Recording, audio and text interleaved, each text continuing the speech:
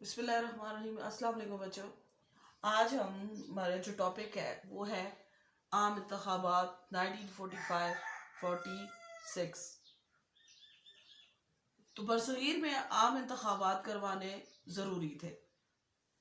کیوں ضروری تھے کہ ہم نے پچھلے ٹاپک میں شملہ کانفرنس میں پڑھا تھا کہ شملہ کانفرنس جو تھی اس کہ وہ ناکام ہوئی، تو انہوں نے کیا کہ ساری ناکامی کا ذمہ جو تھا وہ قائد اعظم کے ساتھ تھوپ دیا۔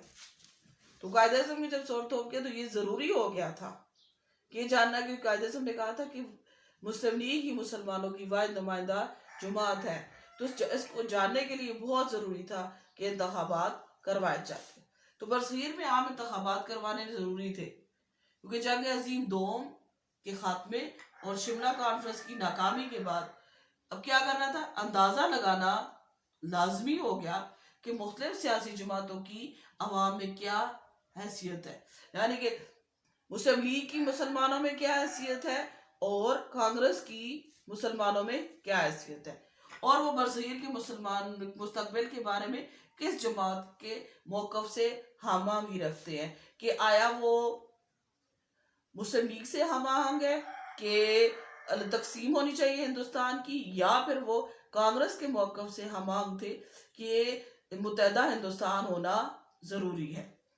اب آپ کہتے ہیں کہ شملہ کانفرنس کی ناکامی کی ساری ذمہ داری ہندو پریس نے کس کے قائد اعظم پر ڈال دی، اور اب یہ جاننے کے لیے کہ کیا قائد اعظم کا موقف درست تھا یا غلط، ان کا موقف کیا تھا کہ مسلم لیگ ہی کہ مسلم لیگ مسلمانوں کی واحد نمائندہ جماعت ہے، تو کیا یہ موقف درست تھا یا غلط۔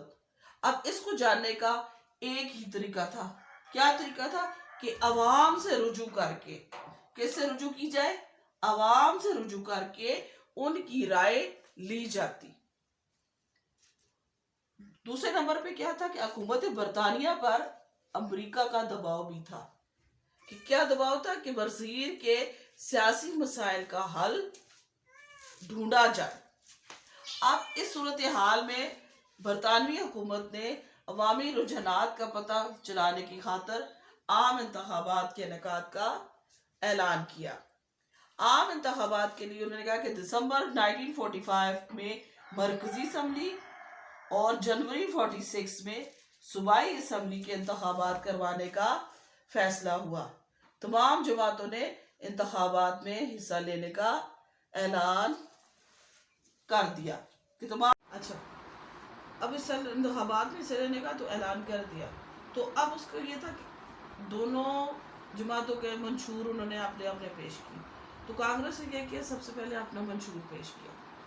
کانگریس کا منشور تھا کہ جنوبی ایشیا کو ایک وحدت کی صورت میں آزاد کرے، یعنی پورے ہندوستان کو صرف متحدہ صورت میں ہی آزاد کر دی جائے، اس کی تقسیم نہیں ہونی چاہیے، تاکہ تقسیم کی کوئی صورت قابل قبول نہیں ہوگی، یعنی اگر کوئی تقسیم اس کو کرے گا تو ہم اس کو قابل قبول نہیں کریں گے۔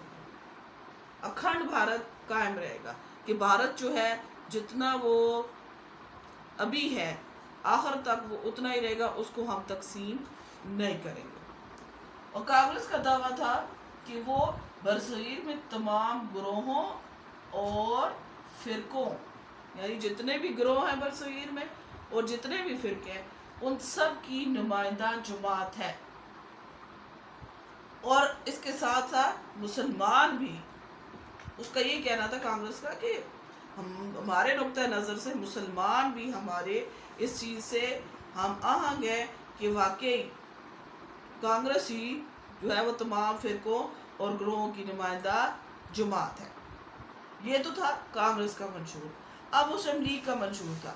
مسلم لیگ نے جب انتخابی اکھاڑے میں قدم رکھا تو اس نے کہا کہ وہ مسلمانوں کی واحد نمائندہ جماعت ہے، مسلم لیگ کے علاوہ کوئی بھی ایسی جماعت نہیں ہے جو کہ مسلمانوں کے حقوق کا تحفظ کر سکے۔ اور مسلم لیگ چاہتی تھی تقسیم، وہ جنوبی ایشیا کی تقسیم چاہتی تھی، اور یہ کہتی تھی کہ جہاں پر بھی مسلمان اکثریت میں ہیں ان سب کو مکمل اقتدار اعلیٰ ملنا چاہیے۔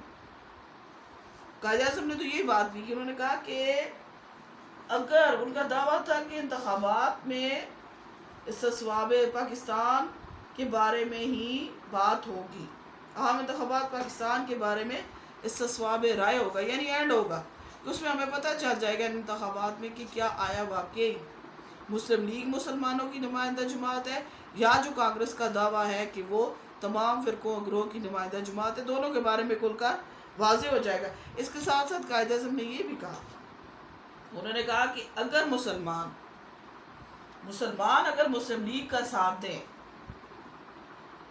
تو پھر پاکستان کو بننے دیا جائے گا، کہ اگر مسلمان چاہتی ہے کہ پاکستان بنے تو انہیں پھر مسلم لیگ کا ساتھ دینا پڑے گا۔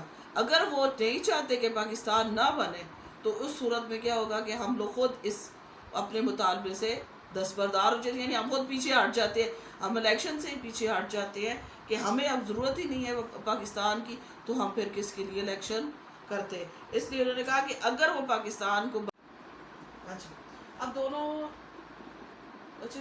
دونوں جماعتوں نے اپنے اپنے منشور پیش کر دیے۔ اب اس کا تھا منشور کانگریس کا کہ ہم یونائٹڈ انڈیا چاہیے، جبکہ مسلم لیگ کا تھا کہ انڈیا کی تقسیم ہونی چاہیے۔ اب انہوں نے کیا کیا، اس کام کے لیے جو انتخابات ہو رہے تھے دونوں جماعتوں نے زبردست مہم چلائی۔ کانگریس جو تھی وہ مسلم لیگ کو ہر صورت میں ناکام بنانا چاہتی تھی، اس کے لیے اس نے ہر حربہ استعمال کیا۔ وہ سب سے پہلے اس نے کیا کہ جتنی بھی پارٹی تھی، یونیسٹ پارٹی تھی، مجلس احرار تھی، جماعت علماء ہند تھی، اور دیگر جتنی بھی مسلم جماعتیں تھیں، ان سب سے اس نے انتخابی اتحاد کر لیا۔ کس لیے اتحاد کیا؟ کہ میں ہر صورت میں مسلم لیگ کو ناکام بناؤں، اور مسلم لیگ کا راستہ روکنے کے لیے ہر ملک کے دوسری جانب کیا تھا، مسلمانوں نے ان انتخابات کو اپنی موت اور حیات کا معاملہ بنا لیا۔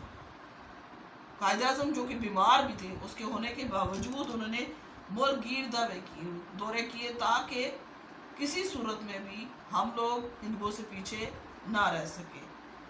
قائد اعظم نے اپنے جو جلسے جلوس تھے انہوں نے مسلمانوں کو وقت کی اہمیت سے آگاہ کیا، انہیں بتایا کہ اگر یہ وقت اب ہمارے ہاتھ سے نکل گیا تو پھر ہمارے ہاتھ کچھ بھی نہیں آئے گا۔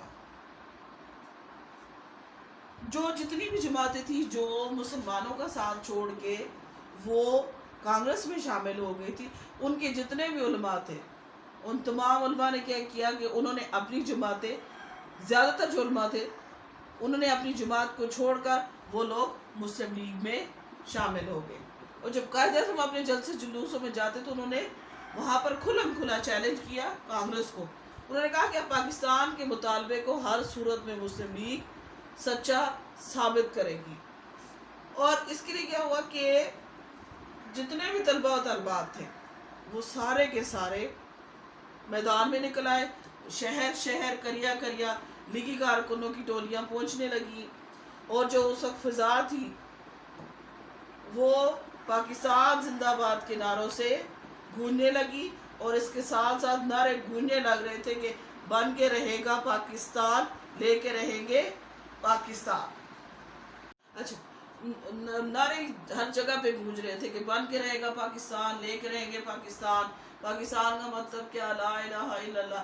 ہر بندے کی زبان پر یہی کلمے تھے، اور ہر آنے والا دن اس چیز کی ضمانت دے رہا تھا کہ واقعی مسلم لیگ جو ہے وہ جیتے گی، اور مسلم لیگ جو تھی وہ دن بدن مضبوط سے مضبوط تر ہوتی جا رہی تھی۔ اب آگے جی انتخابات کے نتائج کا دن۔ انتخابات ہو گئے 45 میں، دسمبر 1945 میں انتخابات ہوئے جی قومی اسمبلی کے۔ تو قومی اسمبلی کی ٹوٹل مسلمانوں کے لیے جو سیٹیں تھیں وہ 100 یعنی 100 تھی، اور مسلمانوں نے ان میں سے 30 نشستیں حاصل کرنی تھی۔ تو اللہ کے کرم سے کیا ہوا کہ مسلم لیگ نے مرکزی اسمبلی میں 100 میں سے 30 جو اس کے حصے کی نشستیں اس کے لیے مخصوص تھی وہ تمام کی تمام مسلم لیگ نے جیتی، یعنی انہیں 100% قومی اسمبلی کے انتخابات میں کامیابی حاصل ہوئی۔ اس میں تو ہم لوگ جیت گئے، تو پھر انتخابات ہوئے جی صوبائی اسمبلیوں کے 1946 کے اوائل میں 11 صوبائی اسمبلیوں کے انتخابات ہوئے، جن میں مسلمانوں کے لیے جو نشستیں تھیں وہ 495 یعنی 495 تھی، اور مسلمانوں نے کیا انتخابات کے نتائج میں 439 یعنی 439 سیٹس انہوں نے حاصل کی۔ مسلمانوں کو یعنی 89% کامیابی حاصل ہوئی۔ اب 1937 کے الیکشن دیکھتے ہیں تو اس میں 11 میں سے 8 صوبوں میں فاتح رہی تھی کانگریس، اور مسلم لیگ کسی بھی جگہ سے نہیں جیت سکی تھی، لیکن اس کے مقابلے میں جب 45-46 کے الیکشنز ہوئے تو اس میں مسلم لیگ نے جتنی اس کے لیے نشستیں مخصوص تھیں ان میں سے تقریباً اس نے یہ نشستیں جیت لی تھی۔ نتائج سامنے آئے تو کیا چیز تھی، کیا سامنے آیا؟ یہ سامنے آیا کہ مسلم لیگ فاتح تھی، اور مسلمانوں کے لیے بہت ہی شاندار فتح تھی۔ اب یہاں پر یہ چیز سامنے آ گئی تھی کہ پاکستان کو بننے سے اب کوئی بھی طاقت روک نہیں سکتی تھی، چاہے وہ ہندو تھے، چاہے وہ انگریز تھے، کوئی بھی ایسی چیز نہیں تھی کہ جو پاکستان کو بننے سے روک سکتی تھی۔ اچھا، اس کے ساتھ ایک اور چیز بھی آپ کو بتاؤں کہ جتنے بھی تھے نا جادو شریف، وہ جادو تھا نا جو سر چڑھ کے بول رہا تھا۔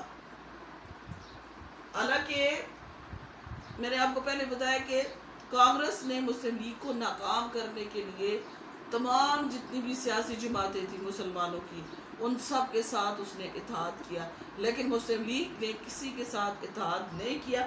اس کے باوجود مسلم لیگ فاتح بن کر نکلی۔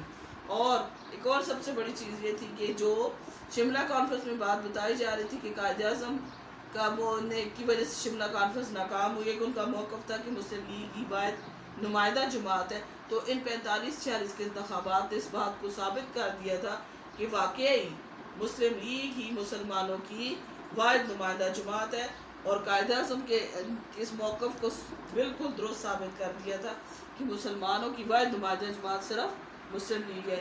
اور بچے اس کو یاد بھی کرنا ہے اور لکھنا بھی ہے۔